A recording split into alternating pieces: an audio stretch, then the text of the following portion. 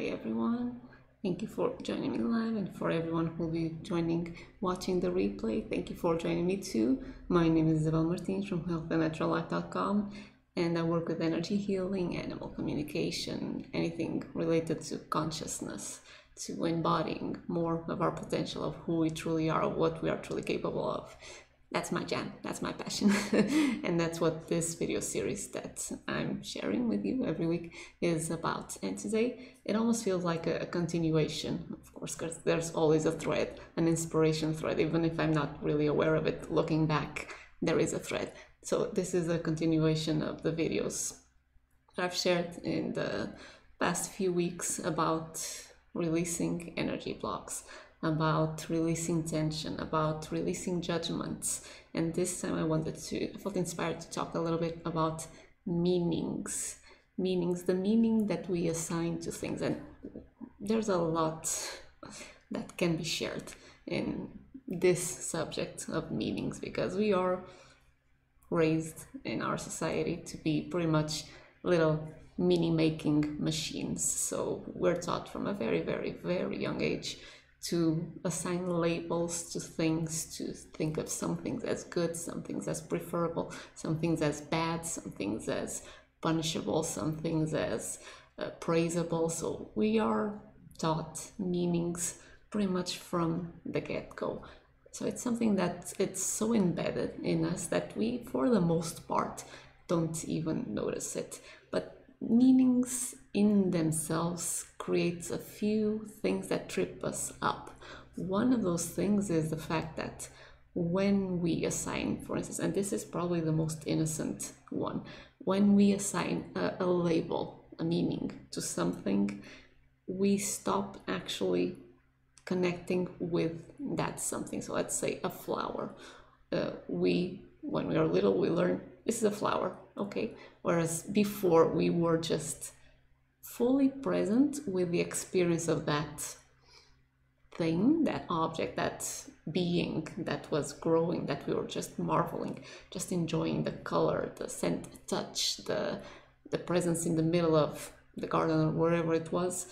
As soon as we start labeling things and saying flower, this is a flower, we stop having that depth of connection, because we move from a right brain type of exploration and really connecting to the energy, to the even to the visual field, to the space, to the qualities, to the energy of that thing, let's call it thing or being that we are connecting with. We move from that right brain perception to the left brain label of it. So we create an image of what a flower is, and then that's what we relate to.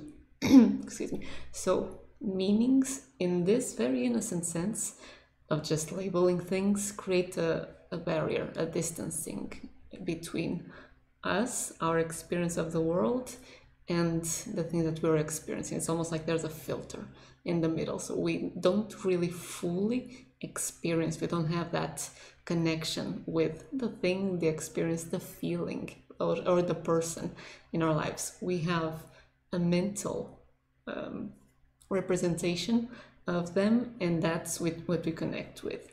And then, of course, on top of these mental labels and representations, there's usually an association of I like it, I don't like it. And that's when things start to escalate, to cause us trouble. There's a quote that I really, really love. Don't remember now the author, but it says that enlightenment is intimacy with all things. So it's something that I shared also in I think it was the previous video, or no, it probably was the video on releasing all energy blocks. And it is the fact that we can experience everything without having any filters whatsoever. So pure, direct experience.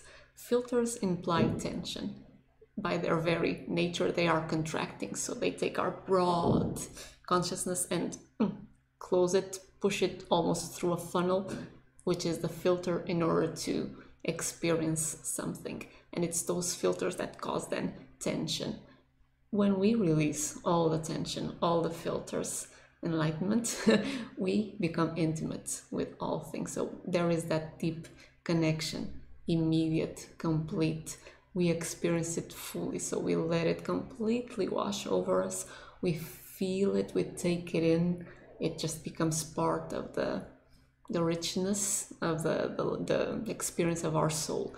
And then whatever comes as a response, it can be love, it can be enjoyment, it can be something even like, I won't say negative, because from the soul everything is a valid experience. So it can just be that's interesting. Whatever comes through, then we allow it as well to express and flow out fully. No filters. No, this is a good response, this is a bad response.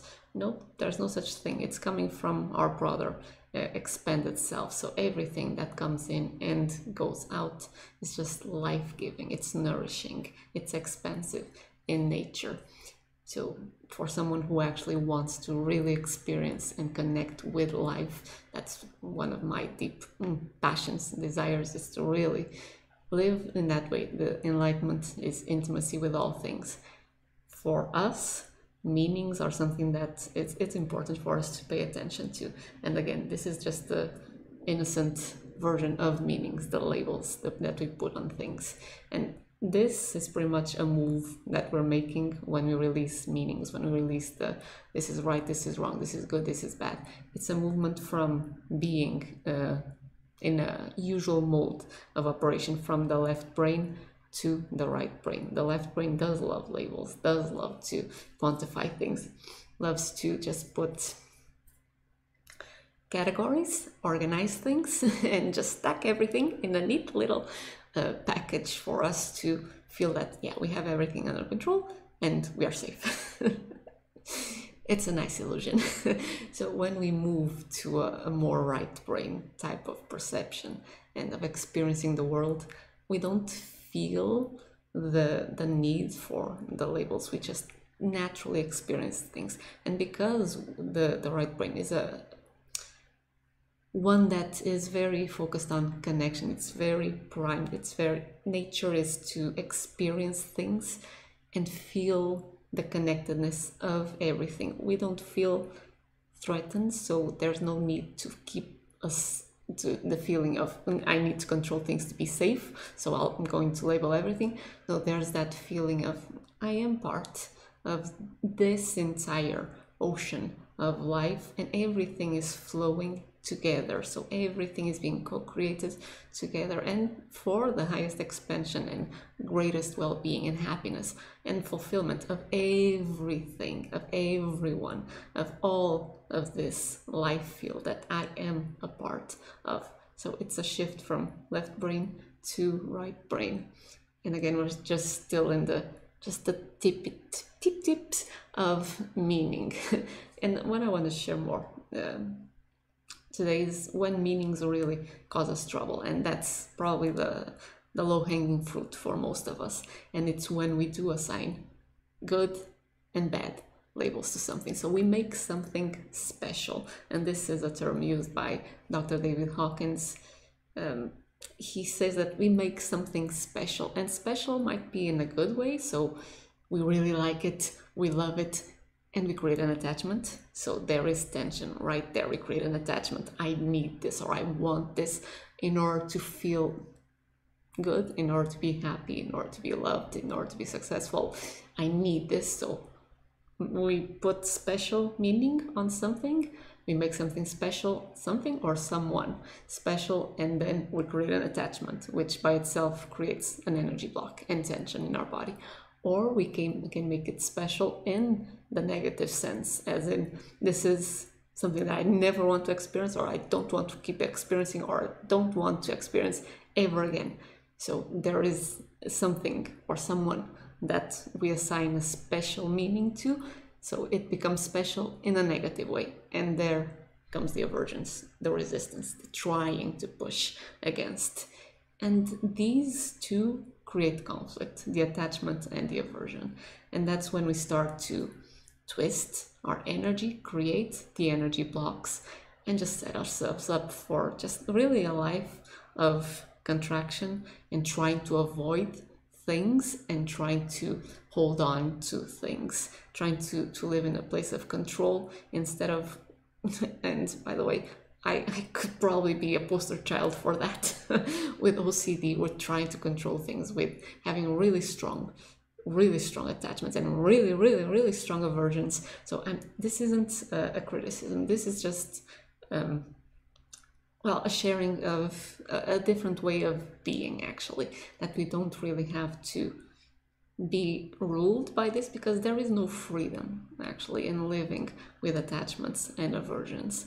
We are unconscious to most of our reactions, to most of our preferences, because most of them have that interplay behind them, that conflict of, I'm attached to this, I want to experience this, and I'm averse to that, I really don't want to feel that. Everything in our life that we feel that we have a strong charge to, so anytime that we feel a strong emotion, that can be a really powerful time for us to stop and just ask, okay, this is a very strong reaction. It might be justified to the left brain, to the rational mind, but still, it is a strong emotional reaction, which is showing us that there is a strong aversion to something, and at the same time there's an attachment to something else. So maybe an aversion to what's happening, that we don't want it to happen, and attachment to something else that should be happening instead. At those points in time, we can start noticing the meanings that up until then might have been unconscious.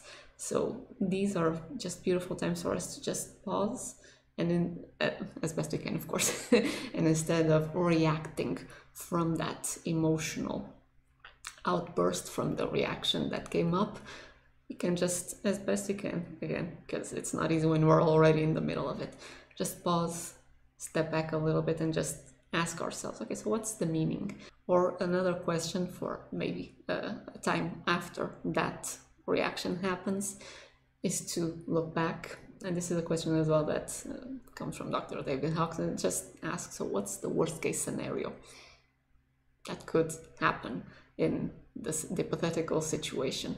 So what's the worst case scenario if this person says this to me, or leaves, or fires me, or it's usually with people, but not necessarily. What's the worst case scenario? And start asking as we get answers. Okay, I could be fired. Okay, so what's the worst case scenario? Then I would lose the income and ability to provide for my family. Okay, so what's the worst case scenario? Keep going with what's the worst case scenario and see which ones have the most resistance. So which ones make you tighten up the most. And then you can just start releasing the resistance, which is pretty much the same as saying start relaxing, releasing the tension in your body. And this is energy clearing on a day-to-day, moment-to-moment basis.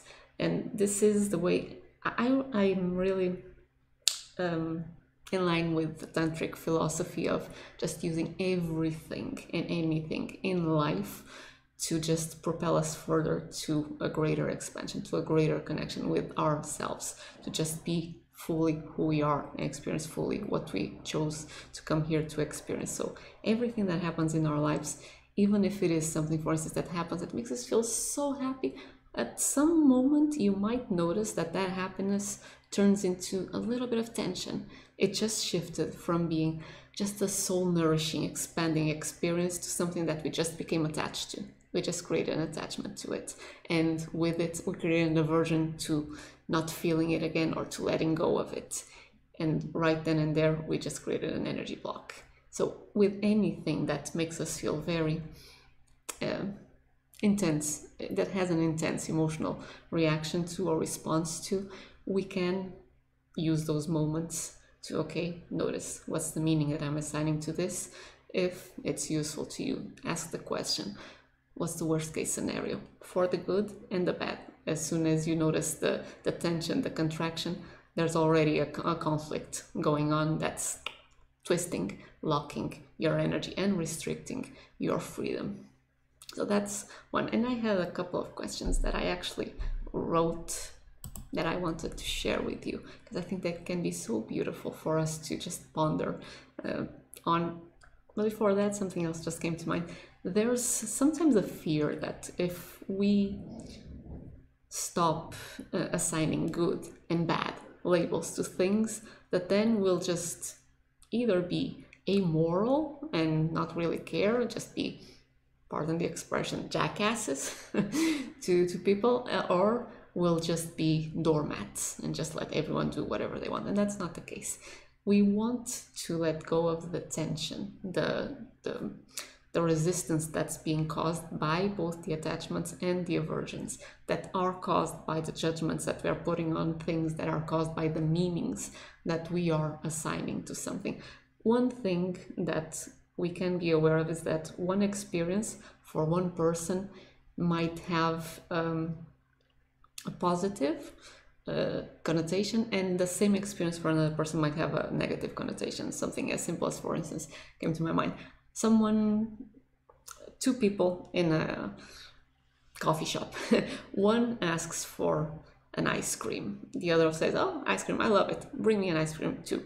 They don't say what flavor they want. The person serving them then brings 2 chocolate servings of ice cream, puts them in front of the people. For one person, they might just go, ooh, chocolate, I love this, this is my favorite, and just creates an expanded, it's still a meaning, but okay, creates an expanded experience. Another person might actually have a trauma related to chocolate ice cream, that the last time that they ate chocolate ice cream when they were very little, a dog came running out of the street and bit them.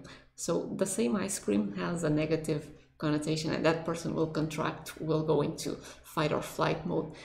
And it's got nothing to do with the external circumstances. It's got everything to do with the meanings that we're making, that we're holding in our minds.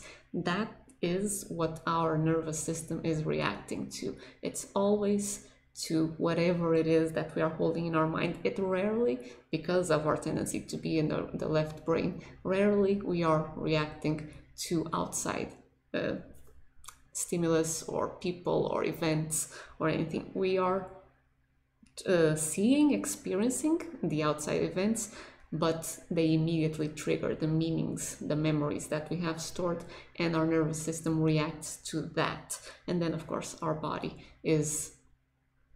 has to respond to whatever we are holding in mind, and our nervous system is pretty much causing the fight or flight responses, the tension, even the food intolerances and all that. That might be something for us to talk in another video, because it is fascinating. Our body has the ability to navigate this world perfectly. It is what we hold in mind that trips us up a lot. So that was a little bit of an aside. We will not become doormats. We will not become jackasses. We will, however, let go of the resistance, and by letting go of the resistance, our energy very naturally starts to expand, which is something that we've talked about in the intuition, developing our intuition, that video. We naturally start to expand and encompass more and more of our broader dimensions of self. So we start becoming more aware, more loving, more present, more connected, in tune, intuitive, everything. So it's a fear that, well, you might quelch it mentally, but experientially you'll start feeling it. That won't happen. The doormat, the jackass, it's just a projection. It's not the truth. As we release the resistance, we start expanding and becoming more of who we truly are. And who we truly are is truly powerful. It's not, it doesn't need force in order to navigate the world. It has true power, connection, intuition, a broader perspective, the power that comes from higher positive states of being and emotions. That's what we're into as we start dissolving the meanings, the judgments, the attachments, the aversions, all of that. So the little questions that I wanted to share with you as well, little. So one of them, I'll give you 3. So it's a question that we can ask in our daily lives, just to have a vision of what we could be like and our life could be like if we actually didn't give importance or didn't attach meanings to things. And the question is, okay, so what if we didn't accept any meanings, internal or external, that cause us to contract, meaning to feel tight? What if, just if you were to just ponder on that question, okay, so what if I didn't accept any meanings from now on, internal in your mind or external from other people saying this is the way things are? What if I didn't accept any meanings, internal or external, that caused me to contract? What would I feel like? What would my life look like? What would I be like? That's a lovely question to ponder. And then there's the practical side of this question that you can just shift. Instead of the what if, you can put a what would it take for. And this is something I learned from Christy Marie Sheldon. She calls it lofty questions. It would be something like, okay, so what would it take for me to not accept any meanings, internal or external, that cause me to contract? And this is a practical, very practical question. The first one, what if I didn't accept any meanings, just causes us to have a vision of, okay, so what our life can be, what we can feel like, who we can be if we don't accept any meanings now that cause us to contract. The second question, okay, so what would it take for me to not accept any meanings? Just starts our minds in a quest. As soon as we pose the question, we just can let go of it and just know that our mind is already on the lookout for things, for intuitions, for steps that will help us get to that state of not accepting any meanings that cause us to contract. Because as I mentioned as well on the intuition video, anytime that we're contracting, we're feeling the dissonance between our perspective, the ones that we are rationally holding, and the perspective of our broader self. That's why we feel the dissonance, that we feel there's something bad, it feels wrong, it feels tense, it feels that we are contracting because we are misaligning with that broader perspective that we have. So anytime that we feel that we're contracting, it's a sure sign that we are making a meaning out of something that isn't the way that our own expanded self is perceiving things. So we can just question it and just start asking, okay, so I just made a meaning here that isn't useful for me. We can go look for what the meaning is, and we can as well just start questioning this and just saying, okay, so what if I didn't accept this meaning? What if I didn't accept any meanings that cause me to contract? Those are the two questions. Now there is another question that I think is lovely, and this is more of a contemplative question, but it's very similar. But it's something that came to me that I felt a lot of power in this question. Let me put it like this. So I wrote it, and it's a slightly more life view type of question. So it's, who would I be if I had never accepted any meanings, internal or external, that caused me to contract, and saw through to the truth of the core, to the core of what I was experiencing. So, and this can be it can be a person, it can be an internal thing. So the question was, who would I be if I had never accepted any meanings that caused me to contract, and saw through to the truth at the core of what I was experiencing? This question for me has a lot of energy, it has a lot of power, a lot of grounding power, feels very aligned with my essence. So if it is interesting for you as well, just repeat it one more time. Who would I be if I had never accepted any meanings that caused me to contract, and saw through to the truth at the core of what I was experiencing? Questions set our minds in the direction of something that we want to explore, that we want to embody, that we want to experience. So I think these ones can be very useful for us. And I think that's everything that I wanted to share with you today. Hope it was useful. Thank you, Miguel, for joining me live. And if you have any questions, any comments, go ahead, let me know in the comments below. like, share, do whatever you feel